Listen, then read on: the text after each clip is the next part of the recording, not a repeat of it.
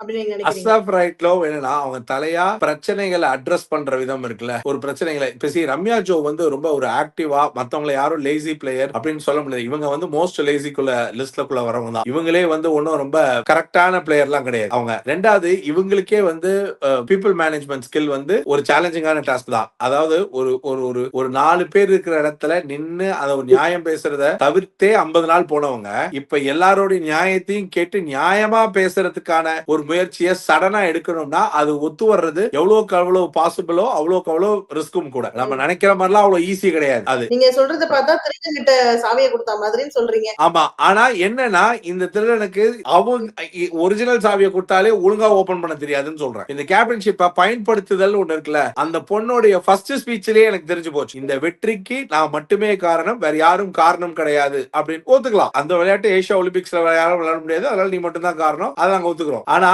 அது வந்து ஒரு அறிவு சார்ந்த வெற்றி மாதிரி இந்த விளையாட்டுல இந்த மாதிரி ஒரு கேமை வச்சு ஜெயிச்சு வந்ததை இதே வேற மாதிரி டஃபஸ்ட் கேமை வச்சு ஜெயிச்ச கேப்டனோட இதை ஒப்பிடுற அளவுக்கு இந்த கேம் கிடையாது. இந்த பர்டிகுலர் கேம்ல இவங்க ஜெயிக்கிறதுக்கான இந்த கேமோட மெத்தடாலஜியும் இதுக்கு முன்னாடி கேப்டனுக்காக டஃபா விளையாண்ட கேமையும் கம்பேர் பண்ண முடியாது. பட் ரம்யா ஜோ இதை எப்படி பயன்படுத்திக்க போறாங்க அப்படின்றதுதான் பாயிண்ட். அவங்க டீம் பிரிச்சது இதெல்லாம் வந்து மேபி லைவ்ல வந்திருக்கலாம். அதெல்லாம் அந்த மாதிரியான சென்சிபிளான விஷயங்கள். ரெண்டாவது அவங்க வீக்கெண்ட்லயே ஸ்கோர் பண்றேன்ட்டு பாருக்கு நீ டிபெண்ட் பண்ணும் போதே எனக்கு எப்படி தோணுதுன்னா, ஒருவேளை சபரி, கனி, விக்ரம் இந்த மாதிரியான ஒரு சில பீப்புளை வந்து எதிர்த்து ஆடினா அது ஒரு மாதிரி நல்லா இருக்கும், அதனால நாம கொஞ்சம் பெருசா பேசப்படுவோம்னு ஆஸ் அ கேப்டனா இவங்களுக்கு அகைன்ஸ்டா வர நியாயங்கள் என்ன, இல்ல இவங்களுக்கு ஃபேவரா வர நியாயங்கள் என்ன, அதுல பயாஸ் இல்லாம பண்றோம் அப்படின்றது காமிக்கிறதுக்காக இந்த பொண்ணு வந்து ஒரு சில நேரத்துல வந்து பட்டு பட்டுன்னு கரெக்டான விஷயத்த கூட தான். பட் என்னன்னா இங்க வந்து நிறைய இடத்துல வந்து தன்னுடைய அபிப்பிராயங்களும் கருத்துக்களையும் சரிவர பேச மொழி பிரச்சனையும் இருக்கு. இன்னொரு விஷயம் மொழியிலேயே புரிதல் பிரச்சனை இருக்கு. இந்த குரூப் முக்காவாசி அங்கங்க டப்பு டப்புன்னு இங்கிலீஷ்ல பேசிட்டு போயிடுறாங்க. இந்த பொண்ணுக்கு தமிழ்லயே நிறைய டிரான்ஸ்லேஷன்ஸ் தேவை. சோ